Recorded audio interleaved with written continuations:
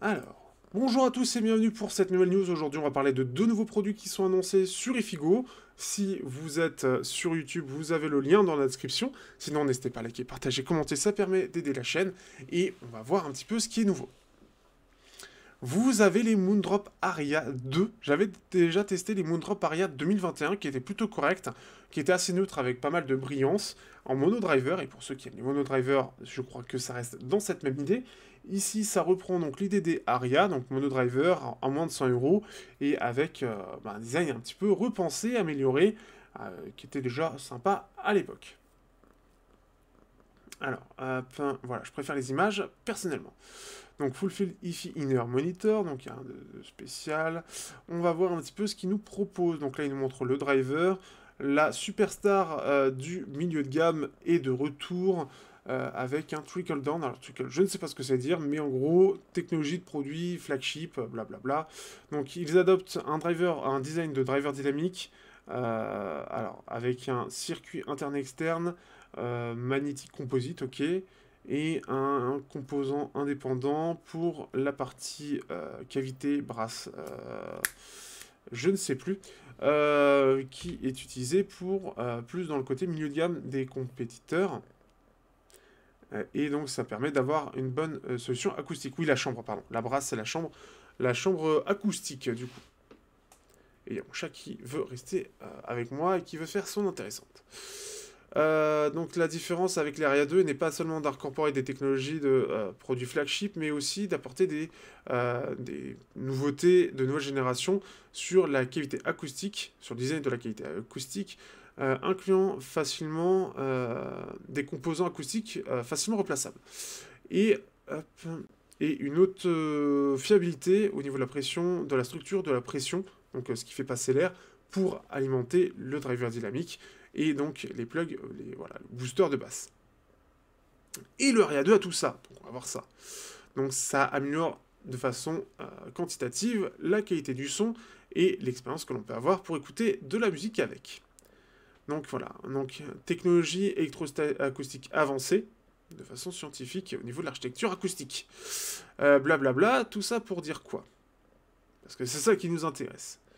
Tout ça pour dire quoi? Donc en gros, ils ont repensé un driver et de la façon dont ça se diffuse là-dessus, ok.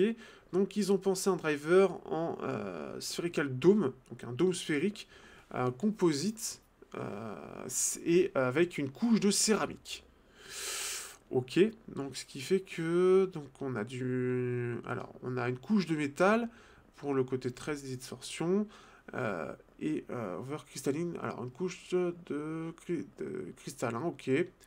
Ça délivre des excellents détails dans les aigus et une excellente extension sans avoir aucune granularité ou dureté. Donc en gros, c'est bien détaillé sans devoir mettre de gros pics de clarté ou sans avoir cet effet où le driver dynamique n'arrive plus à suivre en termes de détails. Beaucoup de choses pour dire, bon, on a mis un nouveau driver. Donc au niveau de la chambre, qu'est-ce qui est dit? Donc là, ils ont mis... Voilà, donc c'est amélioré en termes de la qualité de la construction de la chambre, de la partie acoustique, hein, donc au niveau de la canule, où c'est amélioré aussi, avec une surface donc plaquée or, qui offre une meilleure précision et densité, résultat, meilleur timbre, plus joli timbre. Donc cette partie plaquée or. Ok, ça parle beaucoup, beaucoup. Donc on a en gros, donc cette partie-là, cette chambre acoustique qui est là, enfin le nozzle, la canule, qui est remplaçable apparemment, donc avec des filtres. Alors, donc ça veut dire qu'on va pouvoir jouer avec les filtres. Donc, on a quelque chose de très bon, donc ça c'est ce qui permet d'appeler l'air quand on veut diffuser du son. Et qu'est-ce qui est dit ici? Donc là, ça a été méticuleusement réglé. Ok, donc on a quelque chose de relativement neutre, ça suit plutôt l'Harman, avec peut-être des aigus un petit peu en retrait. Il semble y avoir quand même deux petits pics, et voilà, après ça redescend. Voilà, donc quand vous essayez d'écouter des intras qui... Voilà, ici on sait même pas si c'est forcément fiable, mais ça redescend déjà un petit peu ici, c'est pas forcément dire, vous entendrez pas... Hein.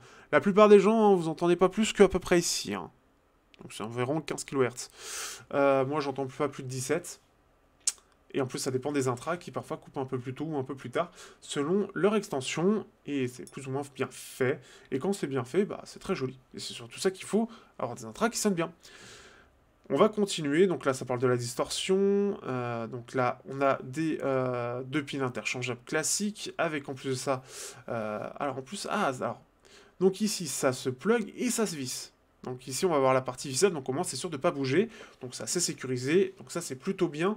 Là où en fait la peur que certains, c'est surtout qu'ici les pins ont tendance à se relâcher et ne tiennent plus, en fait les pins ici. Donc les pins femelles ne tiennent plus les pins mâles. Ok, donc câble de haute qualité, bref, ils sont assez sensibles, ça c'est le truc classique. Et on va voir du coup le câble, les intras, le manuel et voilà, garantie, truc assez classique. Alors, il va falloir voir au niveau des tests, et je vous invite à aller regarder sur, du coup c'est IFI, je ne sais plus quoi, merde, Edfi, pardon, sur Edfi, les reviews, si vous êtes un petit peu anglophone, sinon vous faites traduire, voir les prochaines reviews qui vont sortir, est-ce que c'est si bien que ça, ou est-ce que c'est juste dans la moyenne, comme ce qui est généralement le cas, parce que, en général, la qualité suit le niveau de prix par rapport à la concurrence qui sort en même temps.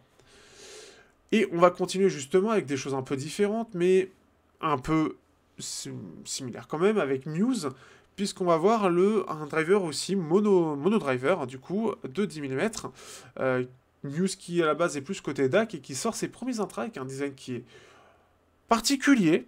Alors ça peut être faire un petit peu le côté joli, mais c'est quand même un peu particulier, on va voir un petit peu ce qu'il propose. Pareil, si vous êtes intéressé par le lien et que vous voulez me soutenir, vous avez le lien dans la description. Sinon, n'hésitez pas à liker, partager, commenter. Du coup, on va essayer de faire un peu rapidement. Donc, The East of Six. Alors, pourquoi Six? Je ne sais pas. Double magnète, double son cavité, double curve. Ok, donc en gros, ils ont 6 trucs particuliers. Le fait qu'il y ait deux aimants, comme beaucoup d'intras. Deux cavités de son, en fait, pour séparer les basses et les aigus, comme beaucoup d'intras.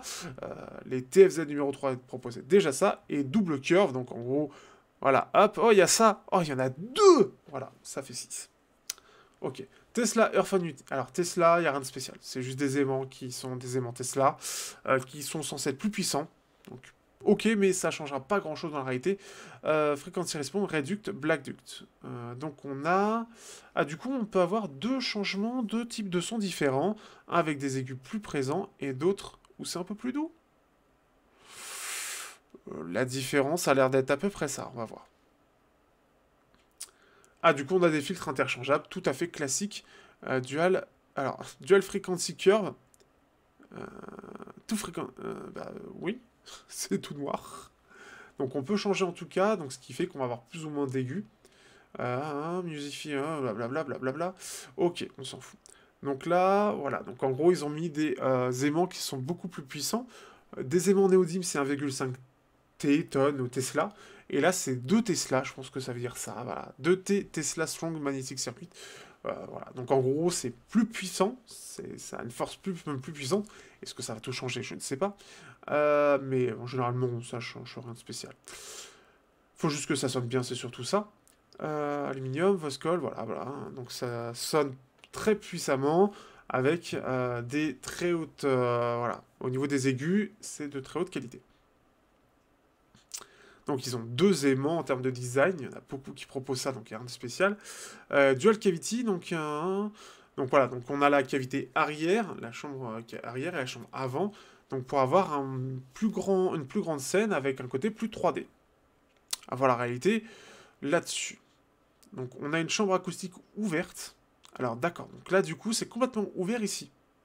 C'est pas semi-ouvert, c'est semi-ouvert. Donc on est sur quelque chose de semi-ouvert, ce qui peut être bien pour ceux qui ont ce côté problème des oreilles où ça fait de la pression. Comme on a le côté semi-ouvert, du coup l'air passe et ça vous fait pas de pression dans l'oreille.